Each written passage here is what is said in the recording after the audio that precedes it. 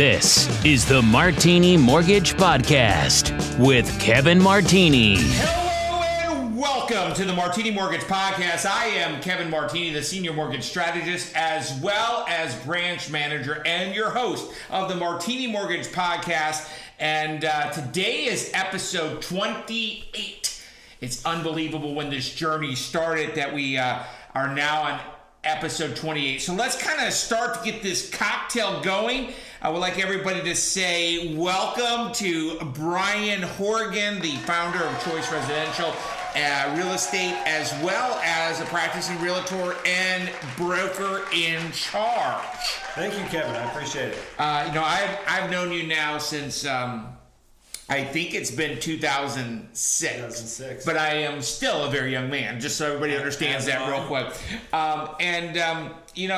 I in full transparency, Brian is my friend, part of my family, and I need to kind of communicate that I've seen you go through a journey. I've seen you're not only a great friend, a great partner, you're a husband, a father of two. Yep. You own your own real estate practice. You own your own real estate firm. You are heavily invested in commercial real estate. You are heavily invested in residential real estate. And you and I kind of share that same type of situation where we try to help people create wealth with real estate. Now, earlier this year, you launched Choice Residential Real Estate. That's right. And it's a unique platform because I believe that some of the other firms that will remain nameless go ahead and say that they are a training and consulting firm that happens to sell real estate, but you are a real estate firm that trains and consults so your agents can help more families. That's right. Type of situation. Again, welcome and thank you for being here. Thank you for having me. I'm a big fan of the podcast. Can I tell you this? I got to tell you this. We've been doing it. I got to give a shout out to Gary Vaynerchuk, who inspired us to start this podcast in January. We're a little bit of not an early adapter. It took us about March to do the first episode, but we're here. So let's start mixing up this cocktail. Okay. Now, you have a decade plus of experience in this market, and you've helped a lot of buyers. You've helped a lot of sellers. What do you think the biggest huge mistake a buyer makes when they're entering the real estate market? That's an interesting question. The biggest mistake that a buyer makes. I would say probably the biggest mistake would be a buyer not surrounding themselves with the appropriate experts as they get ready to take off that journey to buy a home. And so sometimes a buyer will be a little bit casual about how they select their buyer's agent. So as you know, in most cases, a buyer is not paying their real estate agent, right? No. And so there's this sense of ease as they select their agent. And that's fine. You want to have an agent that you're comfortable with, but you're talking about hiring someone to help you navigate probably at that point your largest investment that you've ever made. Right? So I guess one of the biggest mistakes would be being a little bit too casual about who you're hiring. So you want to make sure you're doing your due diligence to hire the right person. And then, like I said, surrounding yourself with experts. So that's not just your real estate agent. The lender is another piece of it. So having the money there on closing day is kind of the baseline, right? Kind of important, I would imagine. Yeah.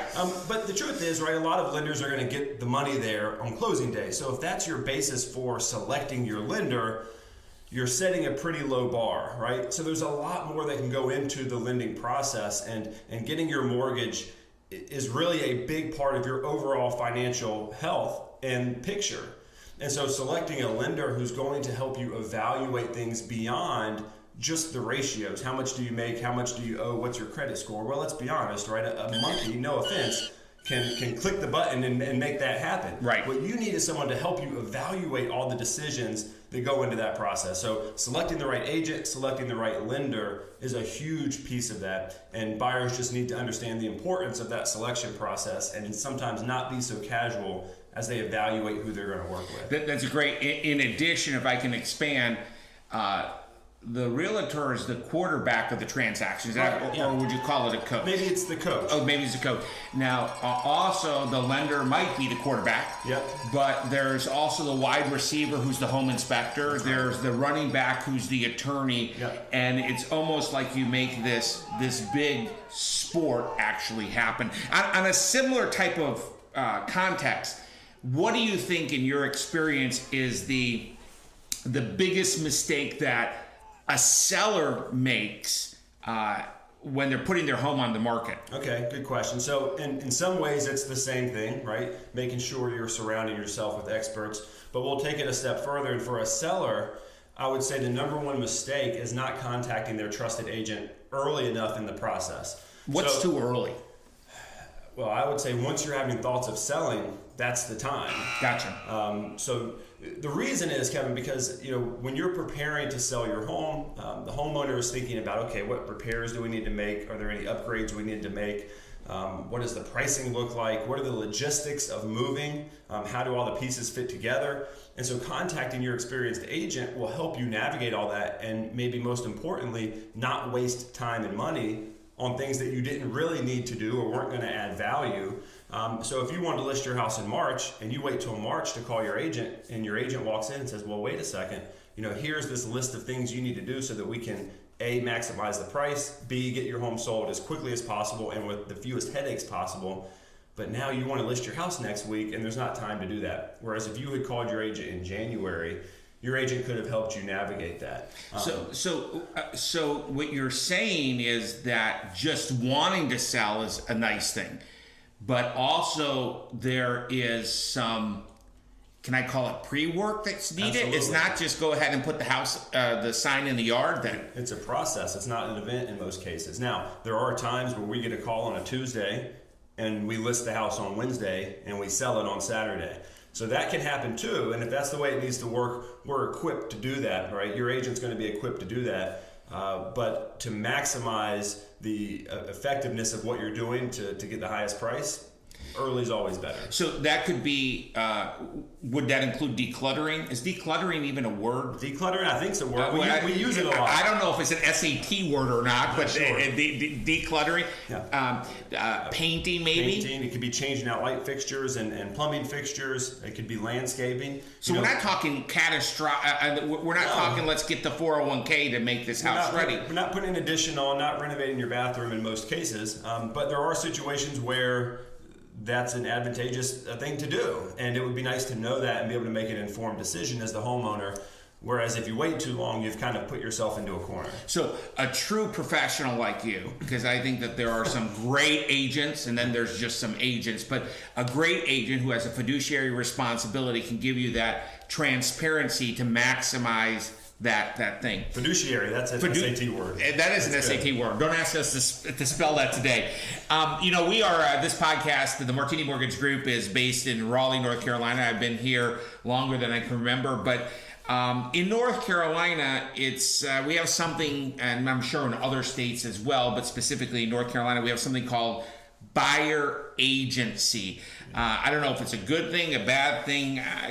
Can you share what buyer agency is? Yeah, buyer agency is an amazing thing, and for people who have maybe only entered the real estate market in the last dozen years, all they've ever known is buyer agency. But in a nutshell, buyer agency is the professional relationship between someone looking to purchase a home and the real estate agent that they're going to hire. And so, in essence, in most of these agreements, what it's saying is that the buyer is agreeing to work exclusively with that agent to find their home and to make an offer and to purchase their home. And the real estate agent is agreeing to use their fiduciary responsibility. SAT word one more time. Their fiduciary responsibility to represent the client's best interests. So in layman's terms, that's the agent has a legal responsibility to put the client's best interest ahead of even their own, okay? So that's what that buyer agency, that's the relationship that it creates. So you could almost say it's similar if you were in the legal field, which I'm not a lawyer, and I have not recently stayed at a Holiday Inn Express, but it is kind of the engagement letter. It is that person is your coach for this process, right. And that person is going to leave it all on the field. and is not going to be a paycheck player, is going to be a player with a heart. That's right. And it spells out the expectations and the duties between the consumer and their agent. Now, some people that might be listening might be first-time home buyers. Some people that are listening might be repeat home buyers. And I know we talked a lot about things to look at when selling and buying. If you would, in 1 or 2 bullet points. Okay. So I personally believe if somebody's looking for an amazing agent, they should contact an amazing lender, because that lender, that mortgage strategist, generally works with the top agents in this marketplace. Assume they don't have that. What are the 1 or 2 things that obviously need to be, what does somebody have to consider? 1 or 2 things non-negotiable when hiring an agent. Well, so especially, you mentioned first-time buyers. So especially for first-time buyers. Now, this applies to everyone, but if you're buying a home for the first time, you've never navigated these waters before. And so it's important that you're hiring someone who's experienced. Now, that's not to be self-serving, because I've been selling real estate a long time. And the truth is, experience in real estate can come really quickly. You could just have a couple of transactions under your belt and gain tremendous experience. Really, the most important thing, and what I mean by experience, is an agent who has a mentor is one thing. So an agent who has someone who maybe has been in the business longer, and they can bounce ideas off, can help them navigate the process, and an agent who's learning based. And so who's willing to go out there and take training and take courses beyond just what they're required to take by the state, because they believe wholeheartedly that promoting or furthering their own education is going to benefit their clients. So as long as you've got an agent that has those pieces in place, I think that's really important. Another thing is that your agent's full-time, okay? Real estate happens at all hours of the night, on weekends. And so, of course, you need someone that you can contact and communicate with on a regular basis as you're navigating this process. And then lastly, I guess I would say an agent who believes in the education of the client. So you know me, I'm kind of a control freak, so I like to have the word kinda is kind of questionable, just so you know. So I like to have my hands on the reins throughout the process and be in control of everything to make sure the ship is always being steered where it needs to go for everyone to be successful. But I also believe in educating our clients throughout the process, and so you need your agent to be that way as well, because for you to be a conformed consumer, you need someone to help explain things and to teach you about the process, so that when you get to the end, you don't just have a house, but you have a whole new experience, and you've elevated your education in the real estate field. So my parents always used to tell me there's no substitute for education, right. And that's the case. And one of the unique things that and I'm sure if I let you keep speaking, you get to it. One of the very unique things I believe, and again, I've worked with Brian longer than I can remember, but at the end of the day, it is your duty, obligation, or responsibility to educate, and that education starts on day one, right? Yeah. With one of the unique things that you do, and not every agent in this market does this, and I believe it creates a ton of frustration for a consumer or somebody who's buying or selling. You do an actual buyer consult. What are some of the benefits? I mean, I'm going to just tell you this real quick. If your agent is, in my opinion, is not doing a buyer consultation, yep, you need to run from that guy, because it's just gonna maximize your frustration and things. That talk to me about. Well, I'll let you say that. I won't tell anyone to run from their okay, gotcha. Understood. But yeah, I mean, you've been in on some of the buyer consultations I've done over the years, and I do believe in that. And any agent who's ever taken a training class that I've been teaching, or been in a mastermind, or done any coaching consulting with me, knows how important I believe the buyer consultation is in the process. So especially with the first-time buyer, you have someone, like I said, who's never been through this process, and we need to, on day one, sit down, not just to discuss what you're looking for. That's an important piece of it, but that's kind of obvious that I need to know what you're looking for in a home. And this one-on-one live consultation is how we do that. But we're also teaching you about the process and setting expectations of how we're going to move through this process. You know, how much money are you going to have an outflow? You know you need a down payment, but do you have an understanding of what your closing costs are? Do you know about having to pay for an appraisal and a home inspection? Do you know about the options to have a survey? Do you understand the North Carolina sales contract? And so explaining this stuff up front, not so that the consumer has to drink from a fire hydrant, so to speak, but we're touching on the most important points to help us launch successfully on this journey. How long does it take to look for a home? How do we get you the homes to look at? And then how do we actually go look at them? How much lead time do we need? All these things that matter to have a successful and smooth and fun experience, because it's supposed to be fun. And so for first-time buyers especially, but even our repeat clients, oftentimes we're coming in and doing that consultation. It may be a little bit shorter with those repeat clients, but it helps it so that the client can really enjoy the process, because it really is supposed to be fun. And when it's really stressful, it's usually because the client didn't have the right expectations of what the process was going to be like. So we like to nip that in the butt on day one. I'm sure some of the things that you also cover is that the needs, Yep. the wants, and the wishes. I don't know if that's the appropriate way to put it real quick. And then I think that one of the things that people, we're in Raleigh, North Carolina, which is the capital of North Carolina, but there are a dozen plus communities just in Wake County. Sure. Is that looking all over the county is not the highest, best use of your time, and you have a potential to actually lose the best deal unless you're laser focused on the area, and unless the agent, in my opinion, understands the needs, the wants, and the wishes. And I have a news flash. You're not going to get all three. You should focus on the needs.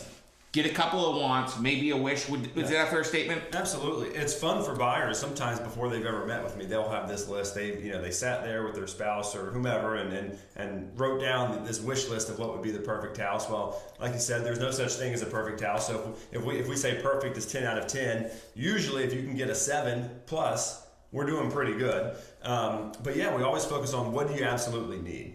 I mean, what are the deal breaker items that you have to have in a home for us to even go look at it? And then let's pile onto that to see what you really like. I mean, I love to hear, well, I love to cook, and so I want a magnificent kitchen, and it needs to be set up like this. And that's great, but that truly is a want for most people. The need is we need a kitchen. Okay, we have a family that's this size, and therefore we need this amount of space. And so we really help clients think through what are the most important factors so that we can help find the best home that fits the needs of their family. And I guess the wish is if it had all Wolf appliances. That would be there. That's right. And I think that speaking of wishes, a lot of people, who does not like the smell of a new car? I mean, everybody likes the smell of a new car, and I believe that there's a lot of excitement believing that new construction represents the best deal in the marketplace. If somebody is considering buying a home and not necessarily discriminating against resales, but are thinking about going to a new home community, what are some things that they need to know? I mean, do you even need a realtor? I say the word realtor. If a real estate agent, if I go that way, do we need a real estate agent if you are going to a new home community? That's a great question. I think so. That's why I asked it. There's often a lot of confusion about that, because if you walk into a new home community and you walk into the model house, what do you see?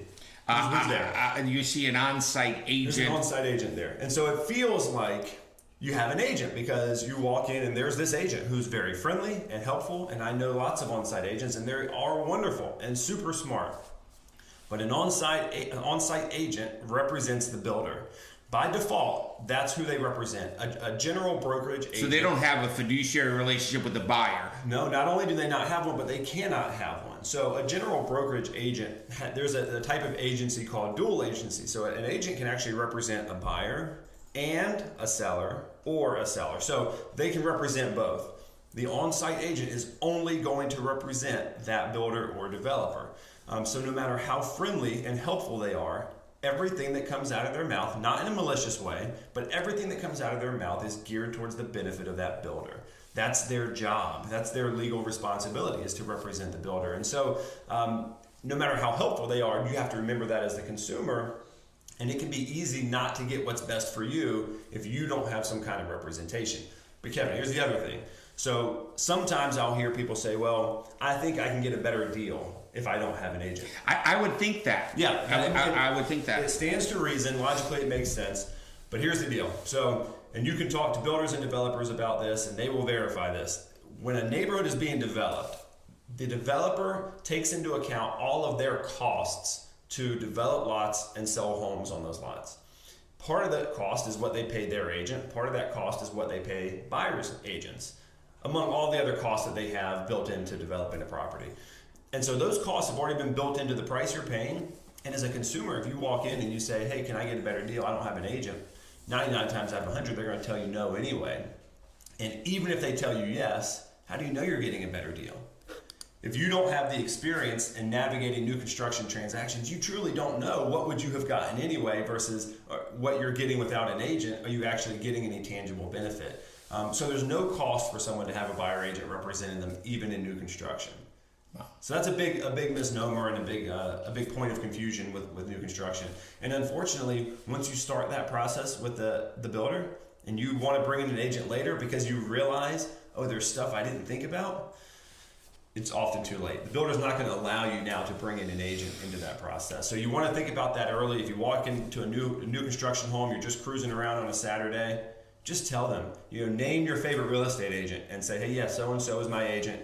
That way you're protected and you have the right to have that representation. So in order, in Kevin Martini terms, Brian, in other words, for the actual, you have to register your agent at a new home community. Otherwise, correct, you will not have that representation available to you. That's right. Okay. Yeah. And it's not that they're being sinister, as you said. You used the word malicious. It's so there's a lot of great people out there. It's a nuance that I think that if someone is not familiar in our industry, would be somewhat confused on. Yeah. I have investment properties. Yes. You have investment property, commercial too. Congratulations on that. Do you think more people should be considering investment properties? So you know how I feel about investing in real estate, and to me, it's a no-brainer. I think so many people miss the boat on investing in real estate because they maybe have just a little lack of understanding. But in my opinion, it's easier to make $1 million investing in real estate than with any other investment vehicle. Let's go ahead and make sure that that's a nugget there. It is easier to make $1 million in real estate than any other vehicle. Absolutely. Powerful statement when we think about it. Without question. So when you think about investing in real estate, most financial professionals would agree that owning real estate is a moderately low investment risk. Okay, as a long-term investment vehicle, real estate is a moderately low investment risk. And yet, the returns you can get on investing in real estate are associated with what you would think of high-risk investments. So you can get a 10 or 15 or 20% return on real estate, even though it has that low risk. Generally you have to invest in high-risk investment vehicles to get that kind of return. So that imbalance between the low risk and the high rate of return is what makes it unlike any other investment vehicle, in my opinion. Yeah, it's real estate and mortgages, mortgages specifically, are one of the only leveraged assets still available today. And I have a client that we helped last month, and his cash on cash return was like 50%. Yeah, it can be insane. Leverage is a huge piece of it. So let's do this. So let me just real quick do an example. So if I'm going to go out today and buy a piece of investment property, let's call it $200,000. Okay, if I come to you and I need to get a mortgage for that, how much money am I going to put down? For 20% for $40,000. $40,000. Okay, so I'm going to buy a $200,000 property with $40,000 in cash. Okay, if I'm going to go, I know you're not a mortgage or a stockbroker, okay, but I think you can help me with this. So if I'm going to go buy $200,000 worth of IBM stock, okay, now red hat stock, I guess, right? So if I'm going to buy that, how much money do I need? You need $200,000. Okay, right. So you have to spend cash out of pocket, cash investment, $200,000 to buy $200,000 in stocks. Okay, so let's take this to the next step. All right, so I want to talk about, we're going to circle back to that and why that's relevant. So if we have a second, can I? Please, go ahead. Okay, so there are 4 areas of that create your rate of return when it comes to investment real estate. All right, number 1 is cash flow. Obviously, cash flow is the difference between what your expenses are to manage the property and how much rent the tenant is paying you. So if you have $1,200 a month in outflow, and the tenant is paying you $1,500, you have $300 a month cash flow. With me there? Correct. Simple concept. All right, cash flow is number one. Number two, you've got principal. So that would be, in that example, positive cash flow. Positive cash flow. And it would be negative if the numbers were inverted. We're inverted, absolutely. That's right. So number two, you have principal reduction. So that is every month you're making a mortgage payment, and part of that payment is going to reduce the principal balance that you owe on the mortgage, right? The tenant paying you rent is actually the one paying that mortgage payment for you, because you're making that payment from the rent that they're paying you. So you've got cash flow and you've got principal reduction. Both of those are coming from someone else. The tenant is paying that. Number three, you've got tax benefits. I'm not a CPA, I'm not a tax accountant, but in most cases there are certain tax benefits that go along with owning real estate. One of them is going to be depreciation. That can be a significant tax benefit. You'll be able to generally write off things like mortgage interest, property taxes, cost to maintenance on the property, upgrades you make to the property, that sort of thing. So you'll talk to your accountant, but you have tax benefits as area number three. Also, as a sidebar, in addition, historically speaking, again, I'm not a CPA nor am I a tax attorney, that income comes in at the passive income rate, not your active income rate, which is generally lower than your active interest rate. Yeah, Go ahead. hire a great accountant, which I do, Right, that's it. because you want to make sure you're taking all the benefits you can. Correct. Area number four is kind of the magic of investment real estate, right? And that is appreciation.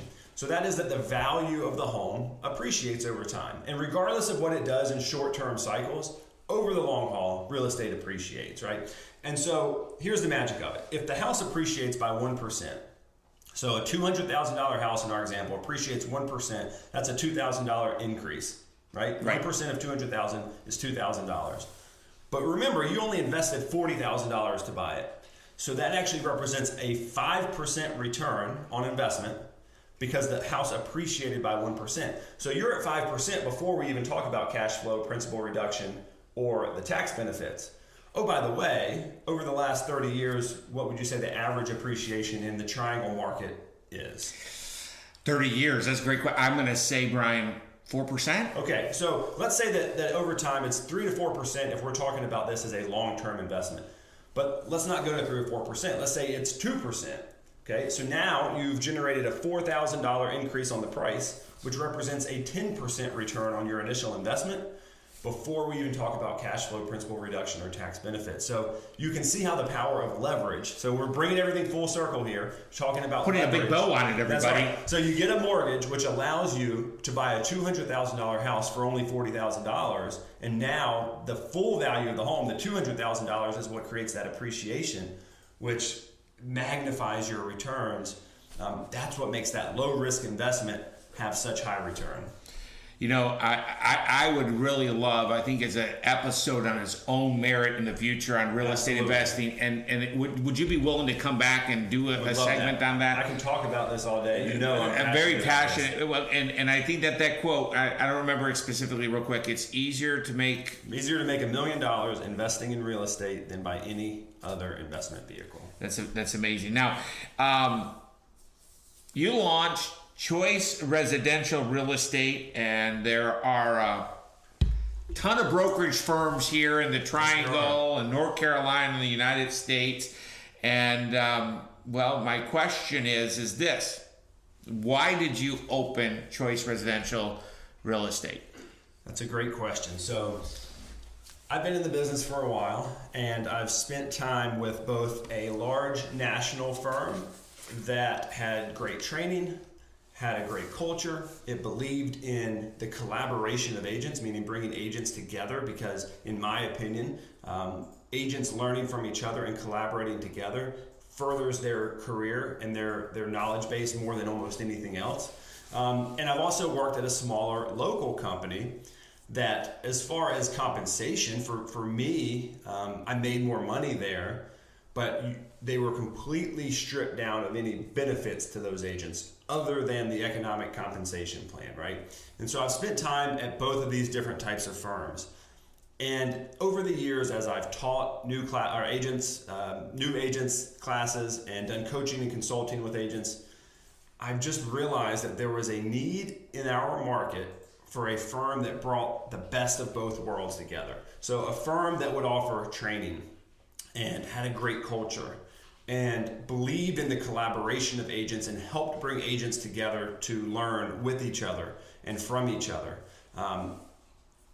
And also, of course, has a physical office space, right? So the agents can come in.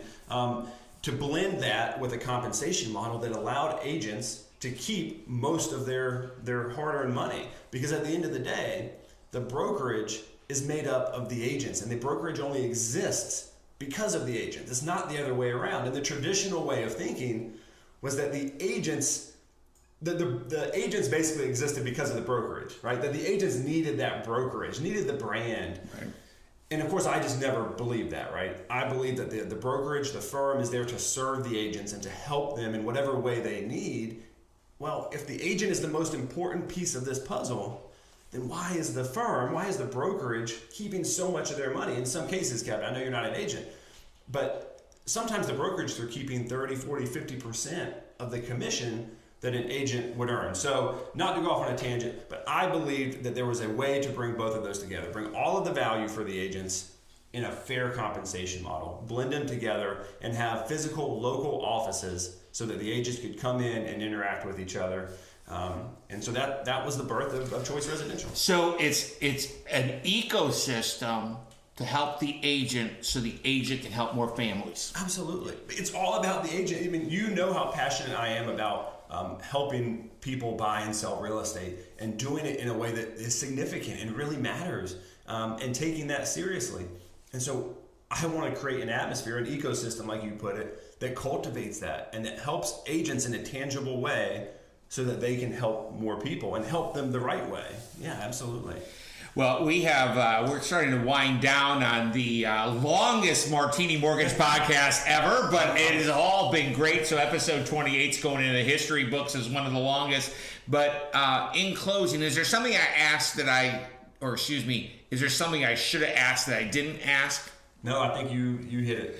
Yep. Now, if somebody's thinking about buying, selling, investing in real estate, or wants to have a sneak peek at Choice Residential, how would they actually reach out to you? To reach out to me personally, my email, Brian, that's Brian with an I. So that's Brian. Thank you very much. Is there another way to spell it? If you're a Brian, it's very important. Oh, it's Brian with an I, Brian. Okay. Yeah, Brian at choiceresidential.com. Or you can call me, 919-280-3646. So that is your personal cell phone. That's my personal number. That is amazing. Again, I want to thank Brian Hourigan for being with us on episode 28. This is our first interview segment here of the Martini Mortgage Podcast. I think that this episode has been so helpful, and I think it's going to empower a lot of people. And again, if you have any specific questions about Brian, Choice Residential, buying, selling, or investing in real estate, his personal cell is 919-280-3646. 3646. There you go. You got it. I'm Kevin Martini, and at the end of the day, it really doesn't matter how big the house is. It matters how happy the home is. And I hope that this episode of the Martini Mortgage Podcast gave you all some clarity and some knowledge that you may have not known. Right now, mortgage rates are epic. Real estate's available. Absolutely. Real estate's available. You were saying something. I'm sorry, and then we'll wrap it up. I'm sorry, folks. There's a study done by a company called Pulsenomics. It's actually a report issued by Zillow. And they say, where do you think home values are going over the next 5 years? And they take, this is the top 100 plus economists in the real estate sector, and you take out the people that say the glass is half full, and you take out the people that say the glass is half empty, and the average is about 3%. So that means a $250,000 house that you would buy today in 5 years would have a $50,000 appreciation. And so how long would it take for you at your job to make $50,000? And if you're paying, you talked about the landlord, when you talk about this, is the landlord is getting those benefits of positive cash flow, appreciation, principal reduction, and tax benefit. That's right. So if you're concerned about taking the obligation of homeownership or taking the obligation of a long-term mortgage, I got a news flash.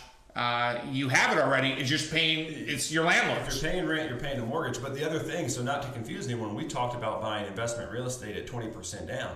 If you're buying a home to live in, you don't need 20% down. Fair statement. You can buy it 0 down, 3% down, 5% down. There's all kinds of loan options out there. So I didn't want anybody to be confused. I didn't want any of your listeners to be confused there. We were talking strictly about an investment property, but there are a lot of low or no down payment options. Absolutely. Listen, thanks so much for tuning in. And remember, our family is your family lender. The Martini Mortgage Group makes real estate dreams a reality with trusted advice in a stress-free environment with great rates and on-time closings while providing a world-class experience. If you or someone you know has questions about the current mortgage rates or the current mortgage programs, please reach out to the Martini Mortgage Group at 919-238-4934. The information contained in this podcast presentation is for general product information purposes only. Arklatex Financial Services, LLC, NMLS number 2143, doing business as Benchmark Mortgage, makes no representations or warranties of any kind expressed or implied about the completeness, reliability, suitability, or availability with respect to the information, products, or services. All loans subject to borrower qualifying. Other restrictions may apply. Branch Manager Kevin Martini, NMLS number 143962. Branch located at 5650 Six Forks Road, Suite 101, Raleigh, North Carolina 27609. Contact the branch by calling 919-238-4934. Equal housing opportunity.